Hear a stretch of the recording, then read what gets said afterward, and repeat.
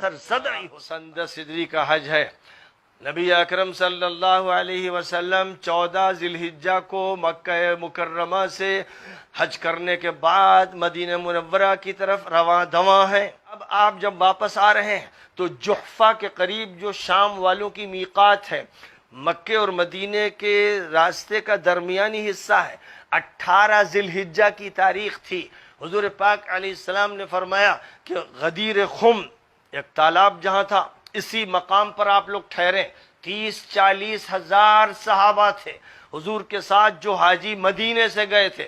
ذہن میں رکھیے گا کہ تبوک کے سفر میں حضور پاک علیہ السلام کے ساتھ 30 ہزار تھے، اور یہ حج کا جو سفر تھا اس میں 40-50 ہزار تھے، اور یہ آپ کے ساتھ واپس آ رہے تھے۔ اور غدیر خم پر آپ نے روکا اور اعلان فرمایا کہ کہہ دو کہ سب لوگ جماعت کے ساتھ میرے ساتھ نماز پڑھیں گے۔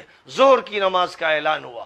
ظہر کی نماز کے لیے سارا مجمع وہاں اکٹھا ہو گیا، ورنہ سفروں میں کبھی اجازت ہوتی تھی کہ اپنے اپنے خیموں میں پڑھ لو، لیکن آپ نے سب کو جمع فرمایا۔ ایک مجمع تھا، ایک ٹھٹ کا ٹھٹ تھا، ایک زبردست قسم کا اجتماع ہو رہا تھا۔ اس میں حضور پاک علیہ السلام تشریف لائے۔ میں نے کل بھی دکھایا تھا اور یہ بتایا تھا کہ جو روایت حضرت علی کے بارے میں ثابت ہے، اس موضوع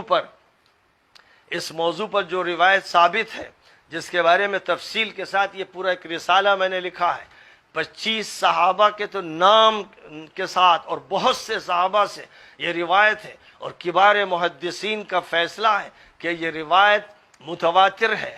یہ وہ روایت ہے جس میں حضور پاک علیہ السلام اپنی وفات سے کچھ پیشتر تقریر جو فرما رہے ہیں وہ یہ فرما رہے ہیں: اے لوگو، اب میرا آخری وقت قریب ہے، کسی وقت بھی اللہ کا پیام آ سکتا ہے۔ یہ آخری وصیت ہے، خوب یاد رکھا جائے، کسی وقت بھی اللہ کا پیام آ سکتا ہے۔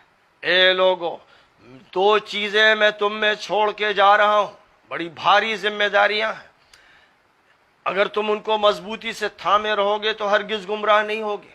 ایک اللہ کی کتاب، دوسرے میرے اہل بیت۔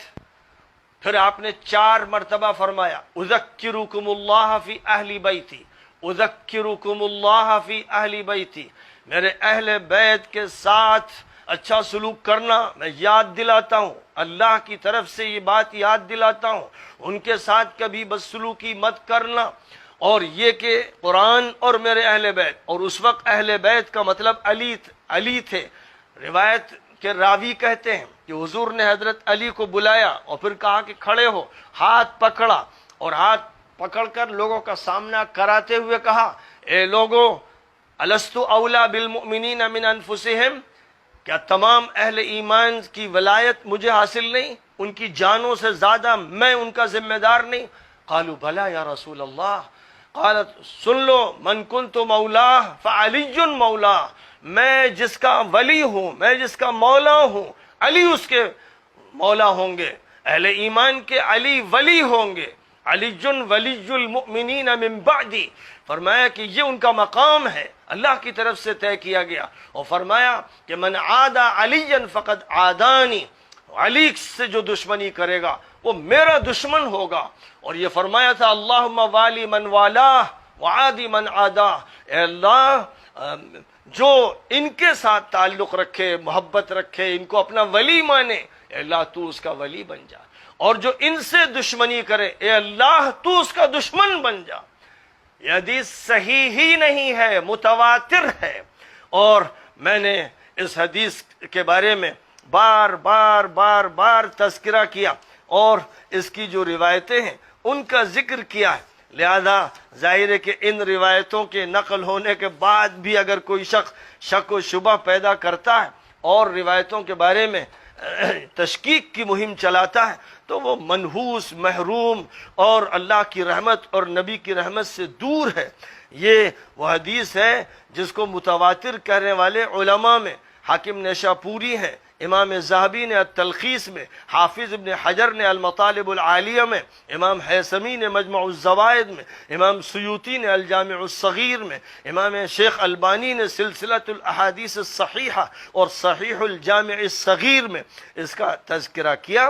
حافظ ابن حجر نے کہا وقد صح انہ صلی اللہ علیہ وسلم قال انی تارک فیکم ما ان تمسکتم به لن تضلوا کتاب اللہ وعطرتی، میں دو چیزیں تم میں چھوڑ کر جا رہا ہوں، اگر تم ان کو مضبوطی سے تھامے رہو گے تو گمراہ نہیں ہوگے۔ یہ حدیث مسلم میں ہے، ترمذی میں، دارمی میں، بیہقی میں، مسند احمد میں، حاکم نیشاپوری کی مستدرک میں، نسائی کی سنن کبریٰ میں، نسائی کے خصائص امیر المؤمنین میں، البانی کی کتابوں میں، ابن حجر نے الصواعق المحرقہ میں اور المطالب العالیہ میں، اور اسی طرح ابن الاثیر نے اسد الغابہ میں اور جامع الاصول میں، ابن کثیر نے البدایہ والنہایہ میں، اور پھر السیرہ النبویہ میں، اور تفسیر ابن کثیر میں، ابن سعد نے الطبقات الکبریٰ میں، ابن عساکر نے منتخب التاریخ میں، اور ابن حزم نے الاحکام میں، ابن منظور نے لسان العرب میں، ابن ابی شیبہ نے مصنف میں، اور ابن مخلد قرطبی نے مارویہ فی الحوض میں، ابن خزیمہ نے صحیح ابن خزیمہ میں، اور کتنے نام ذکر کیے جائیں۔ میں نے ان روایتوں کا تتبع کیا ہے اور ان کے نصوص بھی بیان کیے ہیں۔ 40 روایتوں کی تعداد یہاں تو صرف یہ 40 پہنچ گئی ہے، پھر اس کے بعد ان کے متون کا تذکرہ کیا ہے، چونکہ یہ دھوکہ دیا گیا، مغالطہ دیا گیا، جھوٹ بولا گیا، اور اہل سنت کو یہ سمجھایا گیا کہ یہ شیعوں کی گڑھی ہوئی حدیث ہے۔ اب بتائیے، سیوطی شیعہ تھے، ابن حجر شیعہ تھے، ذہبی شیعہ تھے، اور حاکم نیشاپوری شیعہ تھے، اور نسائی شیعہ تھے، سب شیعہ ہی تھے۔ اگر یہ سب شیعہ تھے تو اے اہل سنت تم بھی شیعہ بن جاؤ، اگر یہ شیعہ تھے تو تم بھی شیعہ بن جاؤ تو تمہاری بھی آخرت بن جائے گی۔ اس لیے کہ یہ محدثین اگر فیصلہ کر دیں کسی حدیث کے بارے میں تو اس کے بعد ادھر ادھر کی باتیں کرنے والا کوئی مریض دل کا بیمار کینسر زدہ ہی ہو سکتا ہے۔ بہرحال بات پھر پھیلتی چلی جاتی ہے اور بڑھتی چلی جاتی ہے۔ میں یہ ذکر کر رہا تھا کہ حضرت علی کے حق میں اور پھر اہل بیت کے حق میں حضور پاک علیہ السلام نے غدیر خم کے مقام پر 18 ذی الحجہ میں ظہر کی نماز کے بعد جو خطاب فرمایا تھا وہ آپ کی آخری وصیت